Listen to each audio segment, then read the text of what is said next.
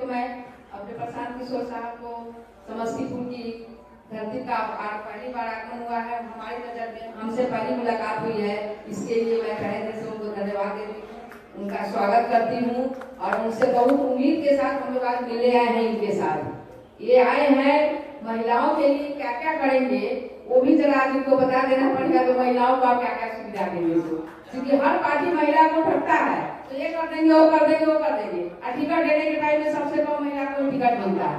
तो कृपया जरा उस पर भी ध्यान देकर इस पर बताएंगे तो महिला की आपके दिल में क्या क्या है और महिला की आप क्या क्या सुविधा देंगे। बस अभी ज्यादा बोलने का समय नहीं, अभी तो हम लोग उनको सुनेंगे विशेष अभी क्या समस्या बोले, इसलिए अभी मैं इन शब्दों के साथ अपनी बात को जी सर, प्रशांत किशोर साहब को पहले हम लोगों की तरफ से खास के वकालत खाना के सचिव होने के नाते बहुत बहुत धन्यवाद दूंगा। मेरा एक प्रश्न है कि आज तक कोई भी पार्टी वकीलों के लिए कुछ सोचा नहीं, कम से कम वकील एमए बीए तो होता ही है और वह अपने बल पर कमाता है, यहाँ तक कि उसको बैंक भी कर्ज नहीं देती है। तो आपकी सरकार होगी तो क्या वकीलों के लिए आप कुछ सोचेंगे? यही मेरा प्रश्न है। आदरणीय मंच और सम्मानित सभागार में उपस्थित पंच, एक ही बात कहना, सारे प्रश्न आ चुके हैं। दीगर के शब्दों में वैराग्य छोड़ माहौल की विवाह संभालो, चट्टानों की छाती से दूध निकालो, है रुकी जहां भी घास सिलाए तोड़ो, पकड़ चंद्रमा को पीयूष निचोड़ो, पीयूष निचोड़ो। आप सभी को नमस्कार। मैं भी इसी जिला का रहने वाला हूं। मेरा नाम नरेंद्र प्रसाद मंडल है और मैं रिटायर्ड IAS अफसर हूं। शुरू से जनसुराज से जुड़ा हुआ हूं। मेरा एक प्रश्न है, क्योंकि मैं भी इस जिला का हूं तो प्रश्न करने का अधिकार है, लेकिन ये मेरा प्रश्न अपने आप से है, आप सभी लोगों से, कि चलिए सारी बातें को हम लोगों ने देखा है, इस बात को मानने में कोई गुरेज नहीं है कि आज़ादी के बाद इतना दिनों के बाद भी कई सरकारें आई और गई, लेकिन बिहार विकास पे सबसे नीचे पायदान पर है और विकास नहीं हो पा रहा है। तो एक सारी सरकार आई तो एक विकल्प खोज रहे हैं। हम भी आपके जैसे रिटायर के बाद बैठे हुए थे, प्रशांत जी से संपर्क तो पहले से भी था, बाद में मैंने भी बहुत समझा, तो मैं भी आप लोगों से कह रहा हूँ कि आज भी प्रश्न है मेरा कि अगर कोई विकल्प है, अच्छे चीज के लिए हम विकल्प खोजें, तो अगर कोई विकल्प है बढ़िया तो आप देख के बताएं हम लोग को भी, तो हम लोग भी उससे जुड़े, और नहीं अगर विकल्प जनसुराज ही बनता है तो हम लोग को एक प्रबुद्ध लोगों के नाते एक आदमी जब करने चला है, क्या सफलता मिलेगी इसकी कोई गारंटी नहीं है, लेकिन यह भी गारंटी है कि यदि सारे को हमने देख लिया तो एक विकल्प है जिसको तो हम देखें, और इसको देखने के लिए आप प्रबुद्ध हम सभी को जुड़ना पड़ेगा, क्योंकि व्यवस्था परिवर्तन करना है। सत्ता परिवर्तन जनसुराज का कोई मूल उद्देश्य नहीं है। हम व्यवस्था परिवर्तन करके नया बिहार बनाना चाहेंगे, तो हम आप लोगों से अनुरोध करेंगे कि अगर कोई विकल्प नहीं है और जनसुराज ही एक विकल्प बचता है, तो आप जहाँ कहीं भी हैं, पार्टी से जुड़े ना जुड़े ये दूसरी बात है, लेकिन जनसुराज के मुहिम को सत्ता परिवर्तन में ये संकल्प लें और इसको बनावें, और नहीं तो आने वाला पीढ़ी को बार बार ऐसा मौका नहीं मिलता है। ऐसे एक संभ्रांत आदमी जिनको नॉलेज है, जिनके पास सारी बुद्धि है, अनुभव है, वैसा आदमी यदि एक बिहार का आदमी खड़ा हुआ है तो हम लोगों का भी फर्ज बनता है कि एक बार मौका हम लोग देखें अपने आप में। धन्यवाद।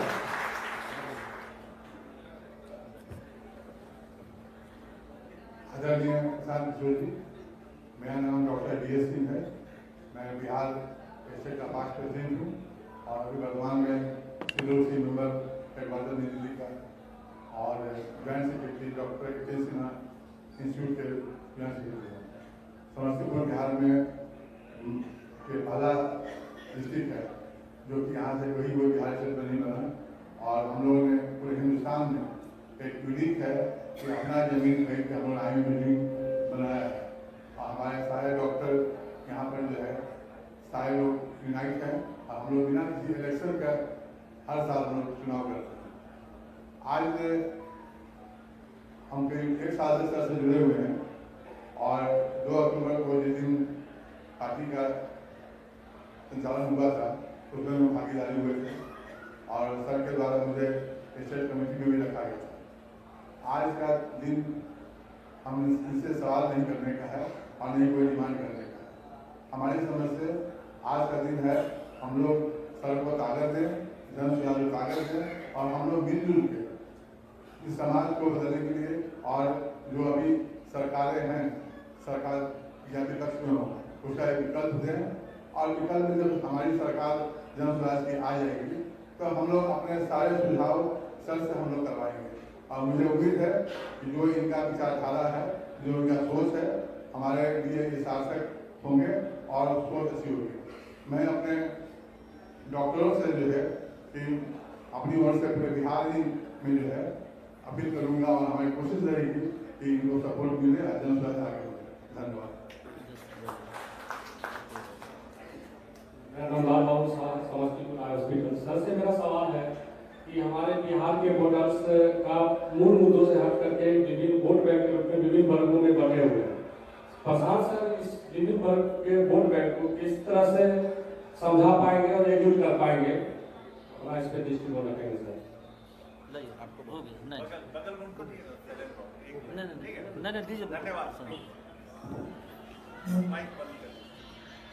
आप सभी साथियों का इस सभागृह में बहुत बहुत स्वागत, शुक्रिया कि आप समय निकाल कर यहाँ आए हैं। समस्तीपुर के प्रबुद्ध लोगों की बैठक है। आप और हम अपने आप को प्रबुद्ध बता रहे हैं। जब भी मैं शहरों में जाता हूँ तो अक्सर शाम में यहाँ के प्रबुद्ध लोगों के साथ ऐसी बैठक होती ही है। और ये समस्तीपुर में भी मैं पहली बार बैठक नहीं कर रहा हूँ, यहाँ इससे पहले भी बैठक में कर चुका हूँ प्रबुद्धों के साथ। और जितना मैं प्रबुद्धों को सुनता हूँ बिहार में, उतना मुझे विश्वास होते जाता है कि स्टेट को सुधारना इतना आसान नहीं है। यहाँ पर देखिए कितने प्रबुद्ध लोग बैठे हैं। और सवाल जो आपने किया, किसी ने कहा कि आप पर भरोसा क्यों करें, जन सुराज पर भरोसा क्यों करें। बात तो ठीक है भाई, जन सुराज पर भरोसा क्यों करें, आप ही तो कर सकते हैं। आप तो ऐसे बात कर रहे हैं जैसे मानो आपके पास 50 विकल्प पहले से हैं। अरे भाई, आपके पास विकल्प ही क्या है। आप जन सुराज पर भरोसा न करें तो क्या कीजिएगा, जो जिस दशा में जी रहे हैं वैसे और जीते रहे। जन सुराज पर आप भरोसा क्यों करें। आप यहाँ बहुत सारे डॉक्टर बैठे हैं, मान लीजिए कि आपको कोई बीमारी हो गई, उसका आप इलाज कराते हैं, डॉक्टर साहब ने सारी दवा देकर देख ली, आपका सुधार नहीं हुआ। डॉक्टर ने बताया भाई आपको लाइलाज बीमारी हो गई है, सुधरने वाला नहीं है, मन हो तो दवा खाइए, मन हो तो मत खाइए। दवा का इलाज नहीं हो सकता, इसका इलाज नहीं हो सकता। आप भी दुखी मन से जाके वही दवा खा रहे हैं, डायबिटीज हो गया मान लीजिए, तो दवा खा रहे हैं, सुधार उसका इलाज नहीं संभव है। अचानक से डॉक्टर साहब एक दिन आपको फोन करके ये बोल दें कि भाई मेरे एक नई दवा आई है जिससे संभव है कि अगर आप खाओ तो आपका रोग ठीक हो सकता है, लेकिन संभावना 20% की है। 80% संभावना है कि दवा काम नहीं करेगी, लेकिन 20% संभावना है, 10% संभावना है कि शायद आपका इलाज रोग ठीक हो जाए। तो आप क्या कहेंगे, पुरानी वाला दवा खाते रहेंगे कि नई दवा जो आई है उसको ट्राई कीजिएगा। 100% बुद्धिजीवी लोग ये कहेंगे कि डॉक्टर साहब नए वाला दवा देके देखिए, 20% सही कहीं ठीक तो हो जाए, पुराना वाले से तो ऐसे भी कुछ नहीं हो रहा। तो आपने कांग्रेस को, राजद को, जदयू को, और राजद को, ये तो सब आपने ट्राई करके देख लिया। कोई नई दवा, नया विकल्प जन सुराज के तौर पर आया है, आपको अच्छा लगे तो अपनाइए, और न अच्छा लगे तो जितनी बेहतर जिंदगी आप जी रहे हैं वो जीते रहिए। कई लोग हमको कहता है नहीं बात तो बहुत बढ़िया कह रहे हैं, लेकिन इसको होने में अभी समय लगेगा। देखिए कितना आदमी अपने आप को होशियार समझता है कि बात तो ठीक कह रहे हैं, लेकिन इसको होने में अभी समय लगेगा, 5-10 वर्ष लगेगा। हम पैदल चलते हैं तो लोग आता है कहता भैया हिम्मत मत हारिएगा, हम लोग हैं आपके साथ। 5-10 वर्ष लगेगा लेकिन होगा जरूर, क्योंकि इसी में भविष्य है। कह ये रहा है वो आदमी कि अभी हम लोग 30-35 वर्ष में कुचाने से मन नहीं भरा है, 5-7 वर्ष और कुचाएंगे तब जगेंगे। 5-7 वर्ष आप लगे रहिए, अभी हम लोग का मन नहीं भरा है, थोड़े दिन और अभी कुचाएंगे। मतलब यहाँ कोई आदमी खड़ा हो जाए, अच्छा आदमी, तो लोग अपने अपने कमरों में, घर में, दुकान में बैठ के हंसते हैं कि बिहार में न चलेंगे। लोग टिप्पणी करता है कि बिहार में नहीं चलेंगे। अरे क्या चलेंगे? डॉक्टर साहब हैं, वकील हैं, शिक्षक हैं, बढ़िया आदमी हैं, इनको कौन बिहार में पूछेगा? आप अपने कमरे में बैठकर हंसते हैं। कोई अच्छा आदमी खड़ा हो जाए, समाज को सुधारने का प्रयास करने लगे, तो अपने आप को प्रबुद्ध बताने वाले लोग दुकान में बैठकर, ऑफिस में बैठकर विवेचना करते हैं, ये तो न चलेंगे, ये नहीं चलेंगे। बिहार में तो कोई दमदार आदमी चाहिए, बालू माफिया, शराब माफिया 50 गाड़ी के साथ गम लेकर निकलता है तो आपको लगता है बड़ा मजबूत आदमी है। मेरे भाई, जब वो न चलेंगे तो जो आदमी है वो रहेंगे। आप अपना देख लीजिए। प्रशांत किशोर अगर विधायक नहीं बनेंगे तो हमारे जीवन पर क्या फर्क पड़ेगा? हम कोई राजनीति तो विधायक मंत्री बनने के लिए कर नहीं रहे। ऊपर वाले की कृपा से विधायक मंत्री का जो रुतबा, जो हैसियत, जो शोहरत होती है, उससे बहुत ज्यादा भगवान ने दिया है। हम उसके लिए नहीं चल रहे, रास्ते में चल रहे हैं, पैदल चल रहा है। देखिए कैसे बेवकूफ आदमी बिहार में एक सुधार पाएंगे। अरे हम नहीं सुधार पाएंगे तो हमारा लड़का थोड़े पढ़ता है समस्तीपुर के सड़ा हुआ स्कूल में। हमारा लड़का तो देश के सबसे अच्छे स्कूल में पढ़ता है।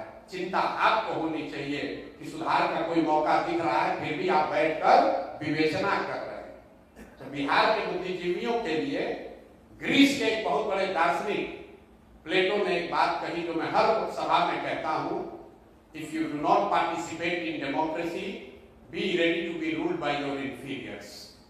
अगर आप राजनीति में भागीदार नहीं बनते हैं तो इस बात के लिए तैयार रहिए कि कोई मूर्ख आदमी राजा बनकर आप पर शासन करेगा। तो बिहार में जो समझदार लोग हैं वो कहते हैं हम काहे के लिए इसमें शामिल हो भाई, हम काहे किसी पर भरोसा करें। राजनीति में शामिल होने का मतलब ये नहीं कि हर आदमी राजनीति में शामिल होकर चुनाव लड़ेगा। राजनीति में शामिल होने का मतलब ये है कि सामाजिक राजनीतिक तौर पर आप कितने जागरूक हैं। आपने सवाल पूछा, उसका जवाब अभी देंगे।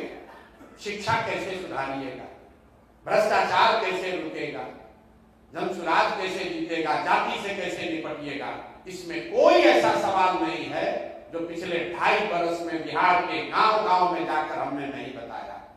गांव में तो बताया ही।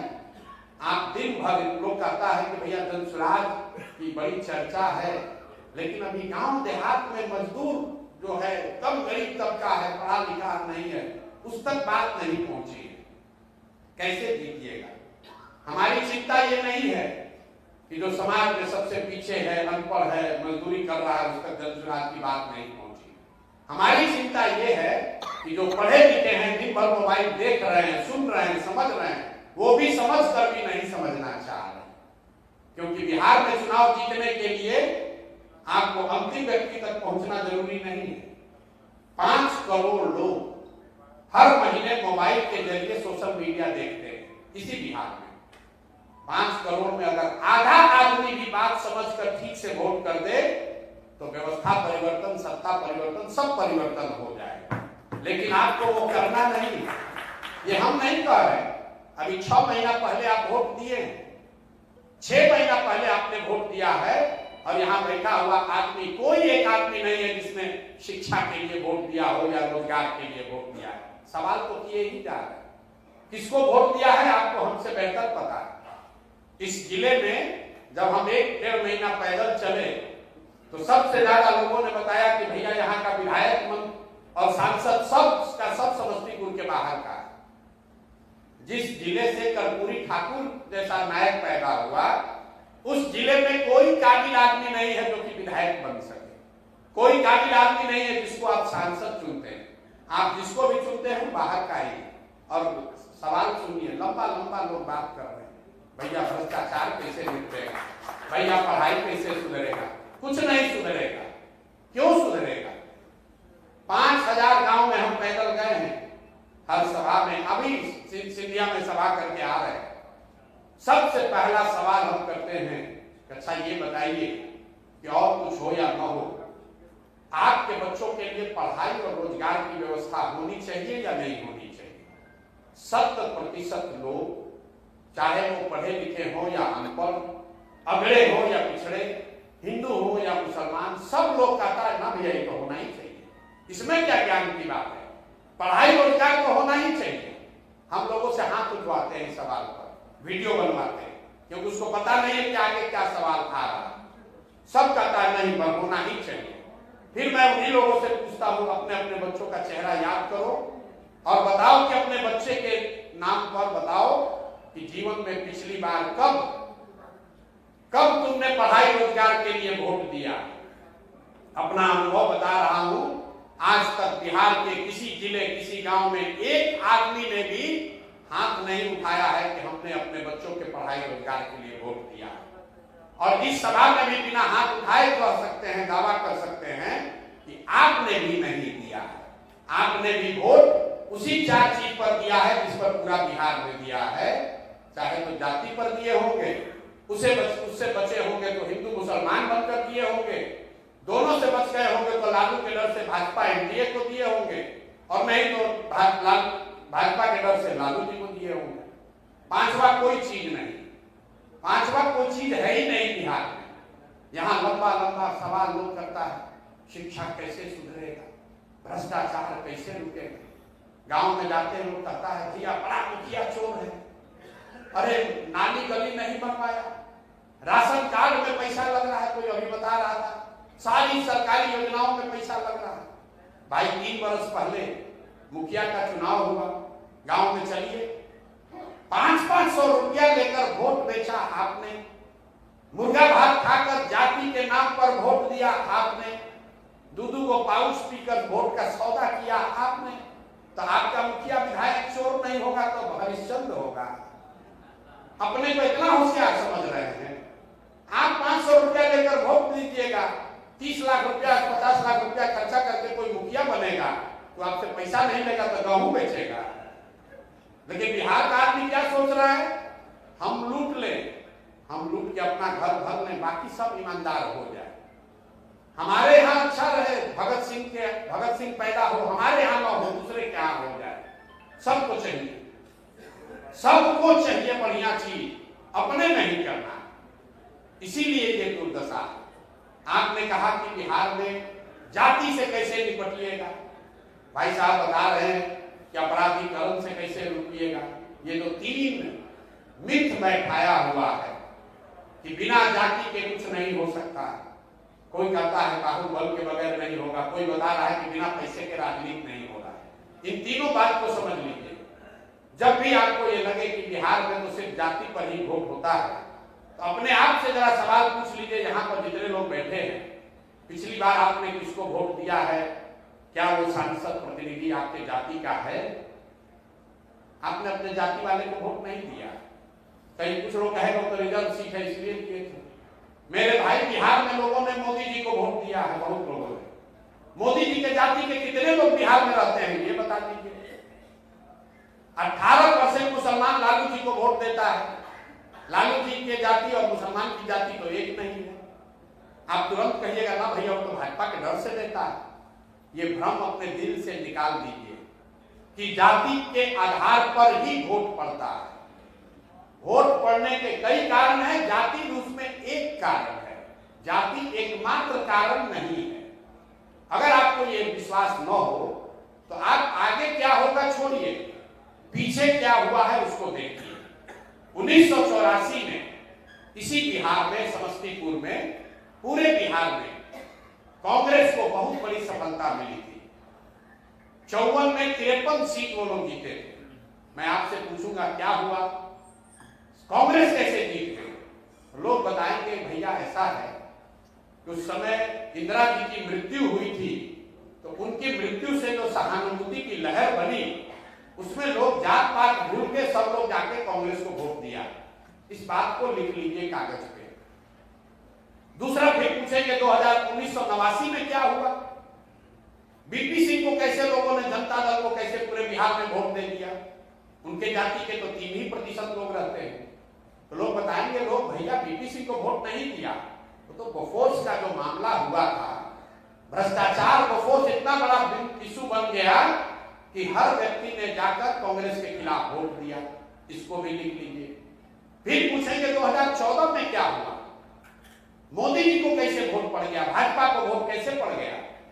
लोग बताएंगे कि नहीं, भाजपा का तो कुछ था ही नहीं भैया, वो जो मोदी जी का लहर चला ना, तो सारा लोग जाकर मोदी के नाम पर वोट दे दिया। फिर पूछेंगे अच्छा 2019 में क्या हुआ, तो आप बताइएगा कि भैया बहुत कांटे का मुकाबला था। जो पुलवामा हुआ ना, पुलवामा होने के बाद तो समझिए कि हर घर का आदमी जाके भाजपा को वोट दिया। ये चारों इलेक्शन के एक एक लाइन का आकलन को आप कागज पर लिख लीजिए। 84 एक घटना है, एक नेता की मृत्यु और उससे उपजी हुई सहानुभूति की लहर। 89 एक विषय है भ्रष्टाचार, बोफोर्स, उससे बनी हुई लहर। 2014 एक व्यक्ति है नरेंद्र मोदी, उसकी बनाई हुई लहर। 2019 पुलवामा, राष्ट्रीय सुरक्षा, राष्ट्रवाद एक मुद्दा है, उससे बना हुआ लहर। ये आपको क्या दिखाता है? अगर कोई व्यक्ति, अगर कोई घटना, अगर कोई विचारधारा, अगर कोई प्रयास समाज के इमेजिनेशन को कैप्चर कर ले, तो समाज में ये ताकत है, वो जातियों से ऊपर उठकर वोट करता रहा है, पहले भी करता रहा है, आगे भी करता रहेगा। ये मत भ्रम पालिए कि कभी जाति से कोई ऊपर नहीं उठा है। कुछ आदमी गलती करने का आदत है, करता नहीं तो लोकसभा का उदाहरण भी है। विधानसभा में ऐसा नहीं होता है, तो विधानसभा का सुन लीजिए। 2010 में नीतीश कुमार और भाजपा वाले चुनाव लड़े साथ में, उनको 206 सीट आया, एनडीए को 206 सीट आया। सामने से उनकी लड़ाई किससे थी? लालू जी, कांग्रेस और रामविलास पासवान जी, तीनों एक साथ मिलकर चुनाव लड़ रहे थे। फिर भी नीतीश जी को 206 सीट आया। तब के एनडीए में नरेंद्र मोदी की इतनी ताकत नहीं थी। उस समय नरेंद्र मोदी इतना बड़ा चेहरा नहीं थे, तब अमित शाह नहीं थे, संघ नहीं था, और लालू जी आज के मुकाबले ज्यादा मजबूत थे। कांग्रेस की भी दिल्ली में सरकार थी तो कांग्रेस भी ज्यादा मजबूत थी। इसके बावजूद नीतीश जी और एनडीए को 206 सीट आया। वही एनडीए 2020 में चुनाव लड़ा। इस बार मोदी जी की भी ताकत थी, कांग्रेस भी कमजोर हुई है और लालू जी के बजाय उनके लड़के चुनाव लड़ रहे थे, लालू जी भी कमजोर हुए हैं और रामविलास पासवान जी उस गठबंधन में थे भी नहीं। इसके बावजूद नीतीश जी की सरकार को 115 सीट लाने में दम निकल गया। क्या हुआ? एनडीए को वोट करने वाली सारी जातियां बिहार छोड़कर चली गई? नहीं, ये इसलिए हुआ कि बिहार का हर वर्ग ये जानता है कि 2005 से 2010 के बीच में जो एनडीए की सरकार चली वो थोड़ा काम करते हुए दिखी, सुधार बिहार में दिखा, तो सुधार भी दिखा, गवर्नेंस भी दिखा, सुशासन भी दिखा और सामाजिक समीकरण भी हुआ, तो उनको 206 सीट आया। लेकिन 2020 में जब सुशासन का पोल खुल गया तो समीकरण के आधार पर सिर्फ 115 सीट आया। जनता आपको बेवकूफ दिखती है, इतनी बेवकूफ है नहीं। इससे भी नीचे उतरिएगा तो पिछले चुनाव में 82% सिटिंग मुखिया चुनाव हारा। 82% सिटिंग मुखिया लोग चुनाव हारे हैं। उनकी जाति खत्म हो गई, उनके पास पैसा नहीं था। ये जाति एक फैक्टर है, जाति एकमात्र फैक्टर नहीं है। एक अंतिम बात समझ लीजिए, अगर आपको राजनीतिक तौर पर अगुवा बनकर समाज का नेतृत्व करना है तो आपके पास ये विकल्प नहीं है कि समाज में सब अच्छा हो जाएगा तब आप जगिएगा। भैया जाति न रहे तब हम राजनीति करेंगे, जब अपराध न रहे, पैसा का बोलबाला न रहे तब राजनीति करेंगे। तो ना कभी जाति खत्म होगी ना कभी आप राजनीति करने आइएगा। जो लोग राजनीति करने आए हैं उनको समाज की अच्छाई और बुराई दोनों को समझकर, साध कर ही उसका नेतृत्व करना है। आप इस बात का इंतजार नहीं कर सकते हैं कि सब कुछ समाज में अच्छा हो जाएगा तब हम जगेंगे, और अगर समाज में सब अच्छा हो ही जाए तो जो व्यक्ति भी अच्छा करेगा उसी को रहना चाहिए, फिर आपकी जरूरत भी क्या है। इसलिए जन स्वराज जैसे प्रयास की यहाँ पर जरूरत है। आपने कहा कि आपका दल दूसरे दल से अलग कैसे है? अलग ऐसे है कि ये किसी व्यक्ति का बनाया हुआ दल नहीं। जन स्वराज 10 लोग पटना में, दिल्ली में बैठकर नहीं बनाए। एक दल को बनाने के लिए 2 वर्ष हम पैदल चले। जो लोग यहाँ बैठे हैं या जो लोग इस व्यवस्था से जुड़े हैं वो हमारे रिश्तेदार नहीं है, वो हमारे जाति के हों ये जरूरी नहीं है, हमारे परिवार नहीं है। 1 करोड़ ऐसे लोगों को इकट्ठा किया गया जिन लोगों ने इसको मिलकर बनाया। तो बनाने में ही फर्क है। ये किसी एक जाति का, एक व्यक्ति का, एक परिवार का दल नहीं है। आज आपको इसके मुखिया के तौर पर हमारा चेहरा दिख रहा है, लेकिन संभव है कि 5 वर्ष में हमसे काबिल व्यक्ति इसका नेतृत्व करे, क्योंकि ये मेरे परिवार की पार्टी नहीं है, कोई एक व्यक्ति की पार्टी नहीं है। इसका एजेंडा कैसे अलग है? एजेंडा अलग कैसे है ये तो रोज बता रहे हैं, लेकिन 3 मूलभूत बात आपको बताएंगे, क्योंकि थोड़ी देर में आप ऊब भी आने लगेगी, आपको घर भी जाना है। 3 मूलभूत बात बिहार के सुधार के लिए जन स्वराज बता रहा है जो दूसरे दल से अलग है। पहली बात हम लोग बता रहे हैं कि सबसे ज्यादा जरूरी है कि 15 साल से कम उम्र के हर बच्चे को इतनी अच्छी शिक्षा दी जाए ताकि वो व्यक्ति, वो बच्चा आगे चलकर व्यवस्था पर बोझ न बने। साइंस ये कहता है कि अगर 15 साल तक आपको बेहतर शिक्षा और संस्कार मिल जाए तो किसी भी व्यवस्था में आप मोहताज नहीं रहेंगे, कुछ न कुछ आगे जीवन में रास्ता बना देंगे।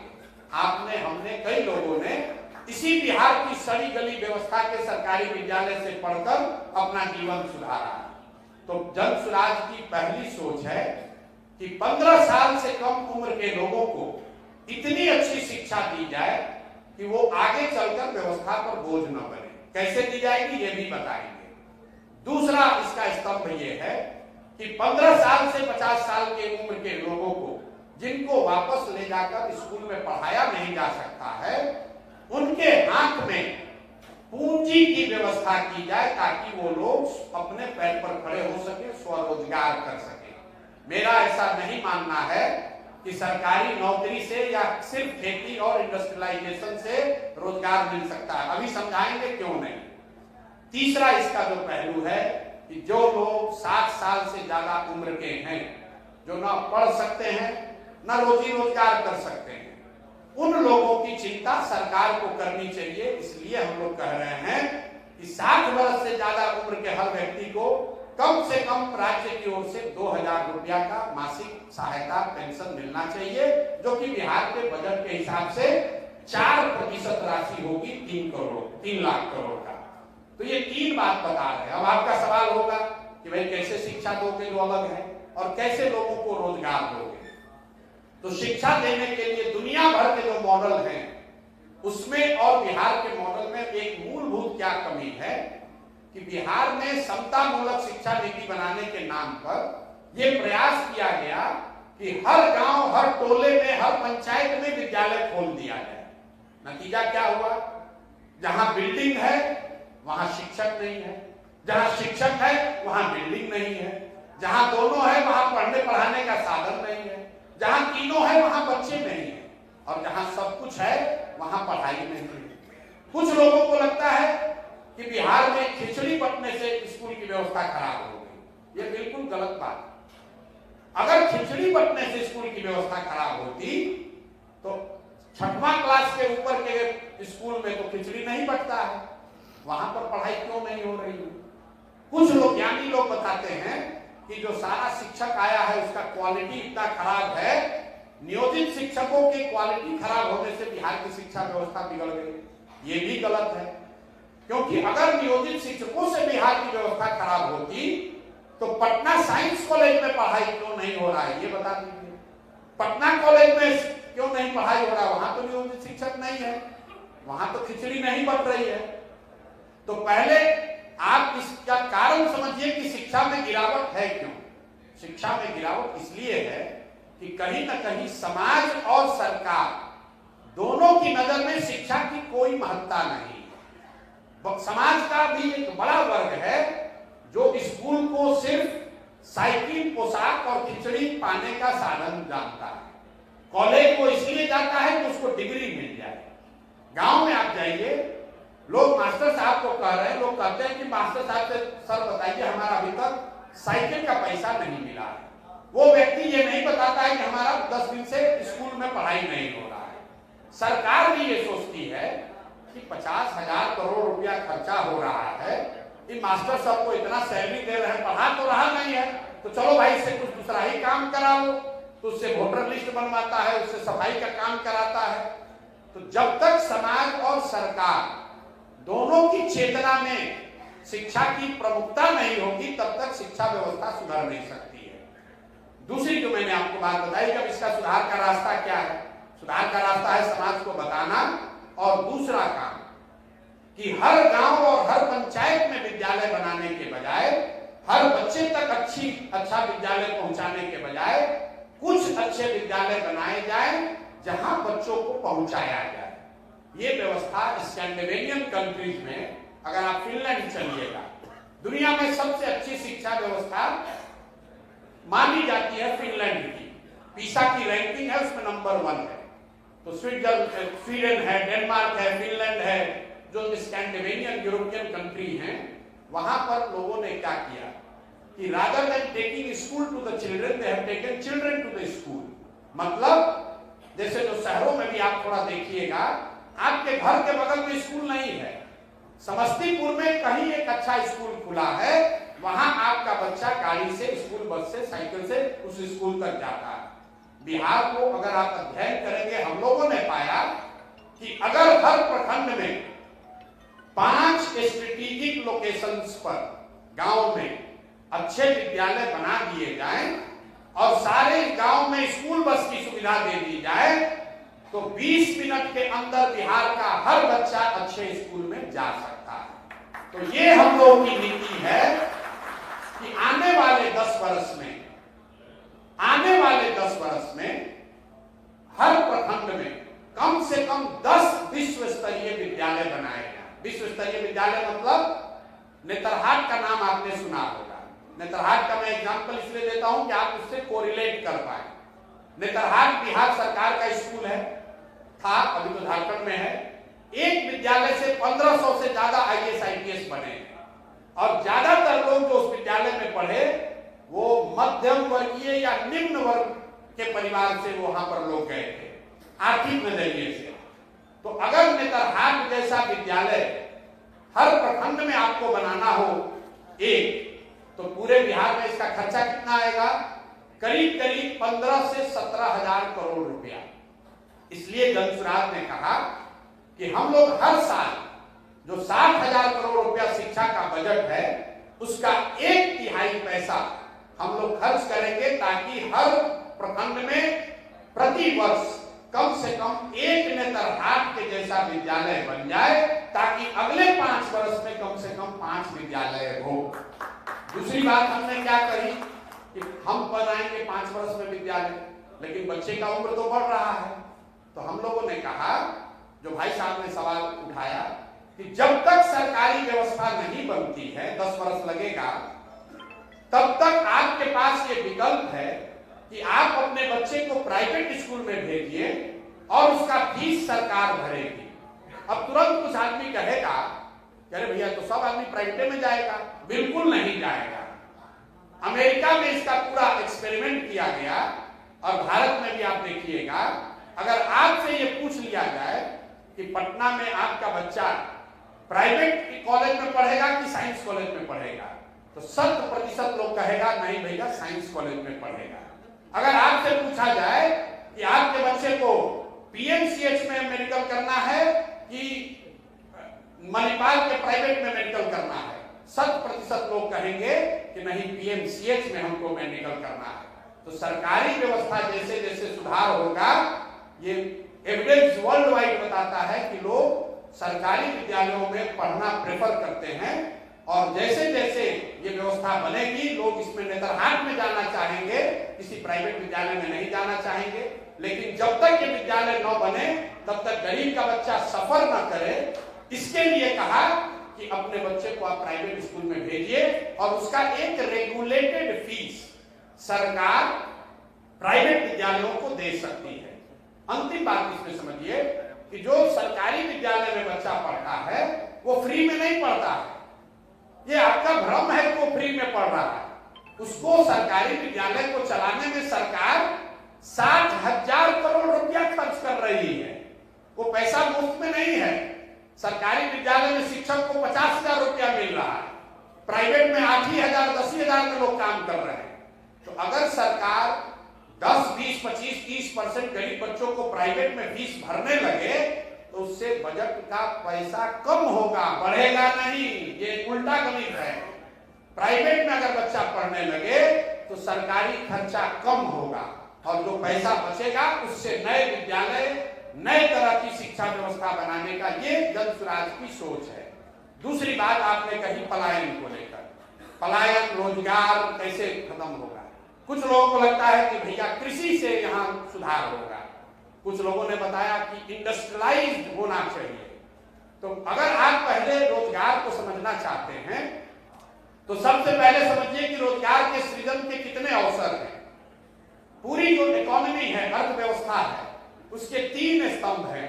आप लोगों में कुछ लोग इकोनॉमिक्स को समझते होंगे। तो एक है एग्रीकल्चर, दूसरा है मैन्युफैक्चरिंग और तीसरा है सर्विस सेक्टर। खेती आप समझ रहे हैं, मैन्युफैक्चरिंग मतलब छोटा बड़ा सब उद्योग और सर्विस सेक्टर मतलब जो डॉक्टर साहब कर रहे हैं, जो होटल में आप आके बैठे हैं, गाड़ी चल रही है, ये सब सर्विस सेक्टर है।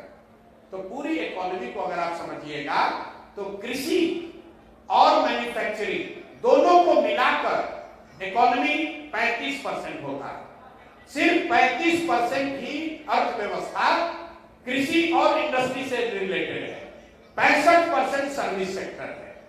तो कई बार जब आपको लगता है कि सरकारी नौकरी से हमारा कल्याण होगा तो आंकड़ा याद रखिए, पिछले 78 साल में बिहार में कुल 23.25 लाख लोगों को सरकारी नौकरी मिली है।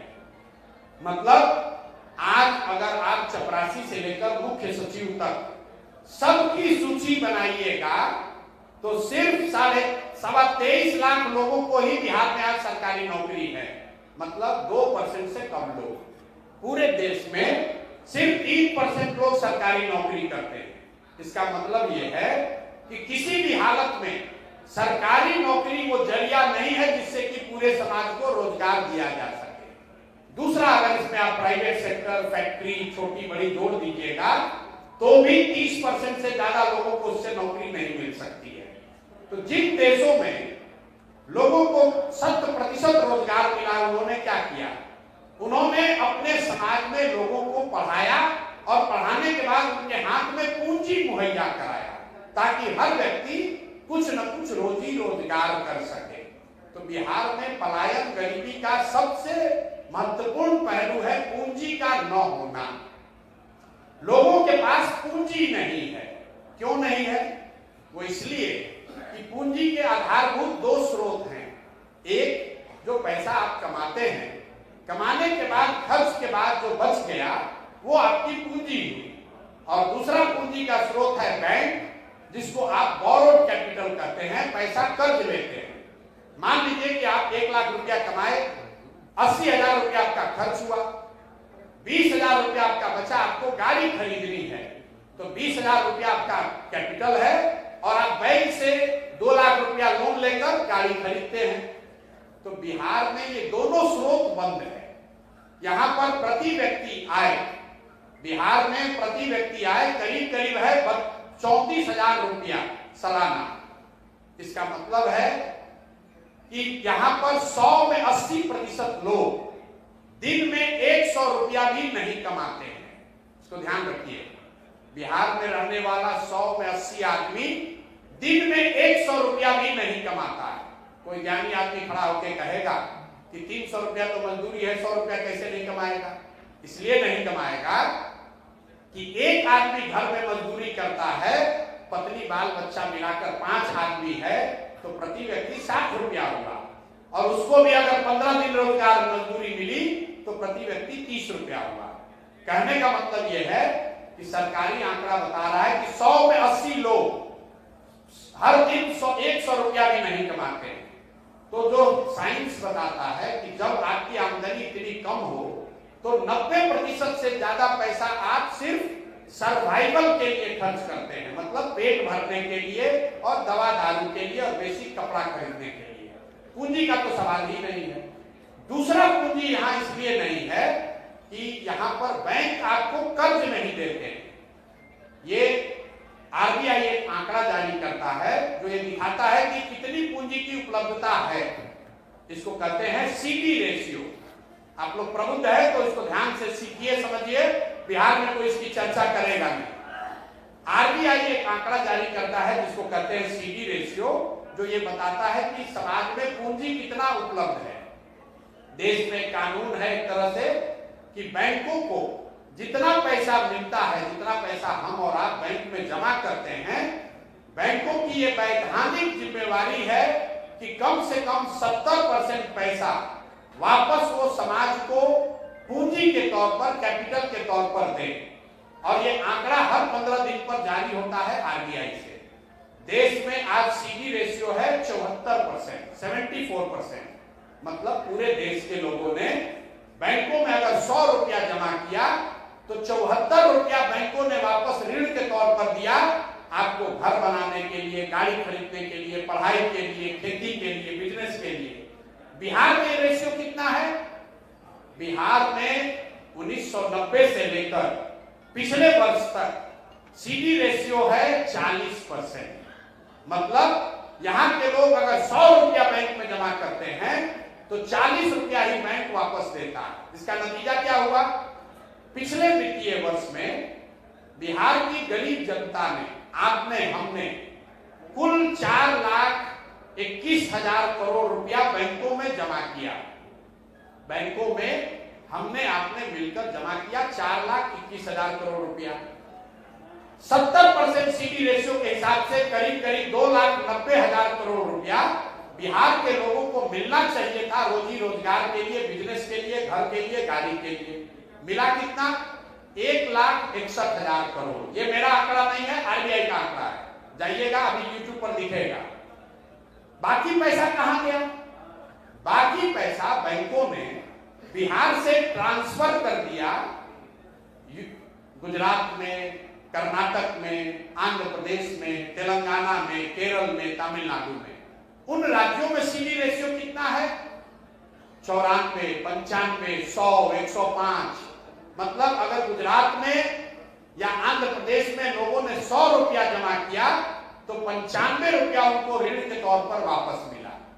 तो जन स्वराज की सोच ये है कि पूंजी की उपलब्धता के लिए सीडी रेशियो को अगर सुधार दिया जाए तो हर साल बिहार में लोगों के पास करीब करीब 2.5 लाख करोड़ रुपया अलग से, 2.5 लाख करोड़ रुपया अलग से लोगों के पास उपलब्ध होगा, जिससे लोग घर बनाएंगे, बिजनेस करेंगे, खेती करेंगे और उससे स्वरोजगार पैदा होगा। एक लाइन में हम लोग कहते हैं कि पूंजी के पलायन को रोककर बुद्धि के पलायन को रोका जा सकता है। और जिस दिन पूंजी और बुद्धि का पलायन रोका गया उस दिन श्रम का पलायन अपने आप रुक जाएगा। बिना पूंजी के कुछ नहीं हो सकता है। और ऐसा नहीं है कि आप कहिएगा कि आप ही को ज्ञान है, दूसरे को कैसे नहीं पता है। देश के स्तर पर सीडी रेशियो को देखने के लिए प्रधानमंत्री के चेयरमैनशिप में कमेटी होती है जो कि इस बात का नियंत्रण रखता है कि बैंक 70% पैसा वापस दे रहा है कि नहीं दे रहा है।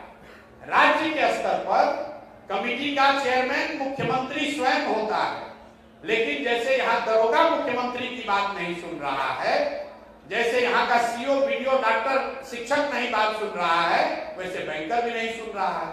और दूसरी बात है अज्ञानता। कोई भी नेता यहाँ फाइनेंस मिनिस्टर जाकर पूछिएगा, भैया प्रशांत किशोर कह रहा है कि पिछले 35 वर्ष में यहाँ के बैंकों ने 26 लाख करोड़ रुपया ट्रांसफर किया है दूसरे राज्य में, तो कहेगा ये कौन बात है भाई, कौन नया बात बताने लगे, ये कौन नया घोटाला हो गया। यहाँ के फाइनेंस मिनिस्टर को भी कितनी जानकारी है इसके बारे में कोई नहीं जानता। जो पत्रकार है वो भी नहीं पूछ रहा है कि भाई सीडी रेशियो क्यों खराब है। आप लोग इतने प्रबुद्ध लोग हैं, आपने किसी नेता को बिहार में सीडी रेशियो पर बात करते हुए नहीं देखा था। 2 वर्ष से हम बोल रहे हैं। इस बार बीपीएससी के प्रीलिम्स में ये सवाल आया था कि सीडी रेशियो का मतलब क्या है। इतनी अज्ञानता है कि जो पैसा हम लोग का है, आप टाटा बिरला आएंगे, पैसा लगाएंगे, फैक्ट्री लगाएंगे, शुगर फैक्ट्री बनेगा, पेपर मिल चलेगा, वो अलग कहानी है। उससे बिहार का रोजगार खत्म नहीं, बेरोजगारी खत्म नहीं होगा। बेरोजगारी खत्म तब होगा जब घर घर लोगों के पास पूंजी की उपलब्धता होगी। हर व्यक्ति कुछ न कुछ छोटा मोटा रोजी रोजगार कर पाएगा। तो पूंजी की उपलब्धता एक बड़ा तरीका है जिससे कि यहाँ का बेरोजगारी को खत्म किया जा सकता है। 2 और बात बेरोजगारी और पलायन के लिए हम लोग कह रहे हैं कि मनरेगा को कृषि से जोड़ा जाएगा। कुछ लोगों ने किसान संबंधित भी सवाल पूछे हैं। तो किसानी को सुधारने के लिए और कृषि आधारित मजदूरों का पलायन रोकने के लिए जन स्वराज कह रहा है कि मनरेगा को कृषि से जोड़ दो। मतलब क्या हुआ कि जो भी किसान अपनी जमीन पर नकदी की खेती करना चाहता है, नकदी की फसल का, कैश क्रॉप का खेती करना चाहता है, उसको मनरेगा का मजदूर मुफ्त में दे दिया जाए। इसका क्या फायदा होगा? इसका फायदा ये होगा कि धान गेहूं की खेती करने के बजाय लोग नकदी फसलों की खेती करेंगे, जिससे कि प्रति एकड़ उनकी आय बढ़ सकती है। दूसरा इसका फायदा ये होगा कि बड़े पैमाने पर जो मजदूरों की अनुपलब्धता की वजह से बिहार में खेती छोड़ दिए हैं, वो लोग वापस खेती की ओर जाएंगे। तीसरा सबसे बड़ा फायदा ये है कि जो किसान, जो मजदूर पंजाब और हरियाणा के खेतों में जाकर काम कर रहे हैं, वो बिहार के खेतों में काम कर पाएंगे। और चौथा बड़ा फायदा ये होगा कि मनरेगा का जो पैसा हम लोग दिल्ली में सरेंडर कर रहे हैं, पिछले साल बिहार सरकार ने मनरेगा का सिर्फ 40% पैसा यूटिलाइज किया। 10,000 करोड़ रुपया दिल्ली से मिल सकता था, तो 4,000 करोड़ रुपया आया, क्योंकि उसको खपाने का कोई जगह ही नहीं है। तो पूरा पैसा यहाँ इस्तेमाल होगा, मनरेगा की चोरी रुकेगी और कृषि आधारित मजदूर पंजाब हरियाणा में जाकर खेती में काम करने के बजाय बिहार के खेतों में काम करेंगे और उससे खेती की प्रोडक्टिविटी को सुधारने में मौका मिलेगा। तीसरा और अंतिम बात, रोजगार के लिए जन स्वराज इंटरेस्ट सबवेंशन स्कीम की बात कर रहा है। हम लोग कहते हैं कि आपको 4% ब्याज पर लोन मिलेगा। इस बात को समझिए। योजना गरीबी हटाओ योजना नहीं चलाना है, क्योंकि पूरे दुनिया की स्टडी ये कहती है कि जब सरकारी योजना से आपको पैसा मिलता है, उससे आपकी तरक्की नहीं होती है। लेकिन जब आप कर्ज लेकर काम करते हैं तो अकाउंटेबिलिटी रहती है, आपकी तरक्की उसमें होती है। तो इसलिए हम लोग कह रहे हैं कि तीसरा लीवर ये है यहाँ बेरोजगारी खत्म करने का, कि सरकारी गारंटी पर महिलाओं को कम से कम 1 लाख रुपया ऋण के तौर पर दिया जाए बैंक से, जिसका 4% सालाना ब्याज महिलाएं या लोन लेने वाला दे और 6% ब्याज का राशि सरकार भरे। इससे क्या होगा? सिर्फ 6,000, मान लीजिए 1 लाख करोड़ रुपया का लोन लिया गया परिवार में बांटने के लिए, तो सरकार पर खर्चा सिर्फ आएगा 6,000 करोड़ रुपया, जो उस ऋण का ब्याज होगा। तो 6,000 करोड़ रुपया अगर बजट में खर्च किया जाए तो 1 लाख करोड़ रुपया से का इस्तेमाल लोगों के हाथ में आ जाएगा। तो ये 3 बातें हम लोग कह रहे हैं। सीडी रेशियो सुधार कर कम से कम 2 से 2.5 लाख करोड़ रुपया एक्स्ट्रा इन्वेस्ट कराया जाए। दूसरा, मनरेगा को खेती से जोड़ा जाए।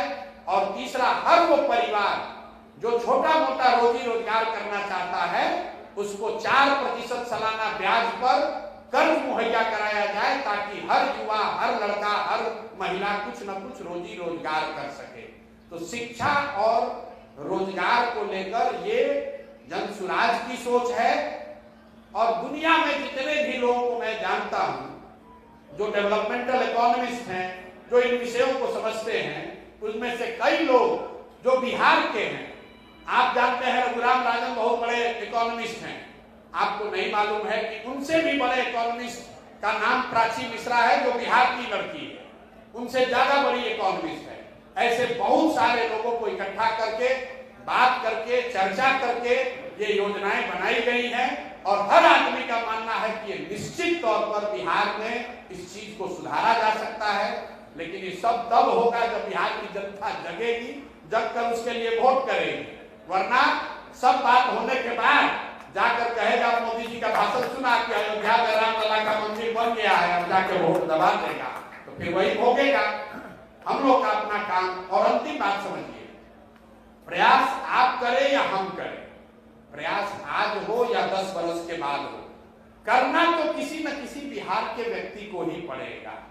कोई तमिलनाडु का आदमी आकर समस्तीपुर और मुजफ्फरपुर नहीं सुधारेगा। प्रयास किसी न किसी बिहार के आदमी को करना पड़ेगा। इसलिए हम ये प्रयास कर रहे हैं। मुझे ऐसा लगता है कि इस मिट्टी का कर्ज है, इसको वापस करना है। हमारे अपने दादा मजदूर थे, बैलगाड़ी चलाते थे, उनके 7-8 बच्चे थे। इतना भी पैसा नहीं था कि सबको पढ़ाया जाए। सब ने आपस में तय करके एक हमारे पिताजी को चुना कि सब लोग मजदूरी करेगा, घर का एक लड़का पढ़ेगा। तो हमारे पिताजी पढ़ लिख कर डॉक्टर बने। हमारे माँ बाप ने हमको पढ़ाया है, सरस्वती की कृपा है, तब यहाँ पर पहुंचे हैं। शिक्षा ही वो जरिया है जिससे बिहार के बच्चों का भविष्य बदला जा सकता है। फैक्ट्री लगाने से नहीं होगा। जब तक हम लोग अपने बच्चों को पढ़ाएंगे नहीं, तब तक बिहार का समुचित विकास नहीं हो सकता है। और लालू नीतीश का सबसे बड़ा गुनाह ये है कि इन्होंने पूरे बिहार से शिक्षा के प्रति चेतना को खत्म कर दिया है। लोग शिक्षित ही नहीं होना चाहते। आदमी सोचता है कि पढ़ लिख कर भी क्या होगा, नौकरी नहीं मिलेगा। जब तक हम लोग शिक्षा के लिए नहीं जागृत होंगे, तब तक सुधार नहीं होगा। और आपसे एक अंतिम, मैं बार बार कह रहा हूं अंतिम बात है, ये अंतिम बात है। आप लोग कुछ पढ़े लिखे लोग हैं, आप समझ रहे हैं कि भैया ये तो बिहार का गरीब का हाल ये है, हम तो ठीक हैं। तो मैं आपको बता रहा हूं कि जो पैसे वाले लोग हैं उनका ज्यादा दुर्दशा है, आपकी दुर्दशा ज्यादा है। गरीब का बच्चा जब जाता है बाहर मजदूरी करने, लिख कर ले लीजिए 20-25 वर्ष में जब उसका शरीर थक जाएगा वो वापस बिहार लौटेगा। लेकिन आपका बच्चा पढ़ लिख कर बंगलोर, दिल्ली, बॉम्बे में जब नौकरी करने लगेगा, किसी भी हालत में वो वापस बिहार लौटने वाला नहीं है। और जो रात की देख करके आप पैसा बना रहे हैं, होटल घर बना रहे हैं, बिजनेस, वो आपके बच्चों के हाथ नहीं लगेगा। कम से कम हम अपने अनुभव के आधार पर कह सकते हैं, हमारे बाबूजी ने बहुत बड़ा बड़ा बिल्डिंग और अस्पताल सब बनाया था। आज वहां दिया बत्ती जलाने वाला भी कोई नहीं है। और हम नालायक की श्रेणी में नहीं हैं, फिर भी उन घरों में कोई दिया बत्ती जलाने वाला भी नहीं है। और हम आपको अपने बच्चे के बारे में कह सकते हैं कि हम अब उस प्रॉपर्टी को बेच नहीं रहे हैं कि बाबूजी से थोड़ा लगाव है। हमारा लड़का 1 मिनट नहीं सोचेगा, न्यूयॉर्क में, दिल्ली में बैठे बैठे बक्सर अखनार का प्रॉपर्टी बेच देगा। उसको क्या मालूम है कि प्रॉपर्टी कहां से आया है, 10-20 करोड़ रुपया मिल रहा है, तुरंत लेगा, बेच देगा। तो जो लोग प्रबुद्ध हैं, पैसे वाले हैं, भगवान ने आपको कुछ दिया है तो भगवान के नाम पर कुछ समाज के लिए कीजिए। नहीं तो जब ये जहाज डूबेगा तो उसमें बैठा हुआ हर आदमी डूबेगा। भगवान न करे बुढ़ापे में बीमार पड़ जाइएगा तो आपका बुढ़ापा भी आपके घर में नहीं बीतेगा। आपका लड़का अगर लायक होगा तो बंगलोर में, दिल्ली में, अमेरिका में ले जाएगा, वही फ्लैट में आपका जीवन बीतेगा। ये देख नहीं पाइएगा। इसलिए बिहार को सुधारिए, सुधारने में कंधा लगाइए। इसमें आपका इंटरेस्ट उतना ही है जितना गरीब का है, जितना नेताओं का है। इसी के साथ मैं अपनी बात खत्म करूंगा। प्रयास अंधेरा कितना भी ज्यादा हो, सिर्फ ये कहते रहने से कि अंधेरा बहुत है, अंधेरा बहुत है, उससे प्रकाश नहीं होगा। किसी न किसी को दिया जलाना पड़ेगा। तमिलनाडु को तमिलनाडु के लोगों ने सुधारा है, पंजाब को पंजाब के लोगों ने बनाया है, बिहार को भी बिहार के लोगों को बनाना पड़ेगा, आपको हमको बनाना पड़ेगा। इन्हीं शब्दों के साथ आप सब आए हैं, बहुत बहुत धन्यवाद। अभी आपके साथ खाने को हम मिलेंगे, आपसे व्यक्तिगत बात भी हो जाएगी। बहुत बहुत धन्यवाद आप सभी। मैं राज कपूर सिंह, जन स्वराज पार्टी का जिला अध्यक्ष। आप तमाम जो हमारे बुद्धिजीवी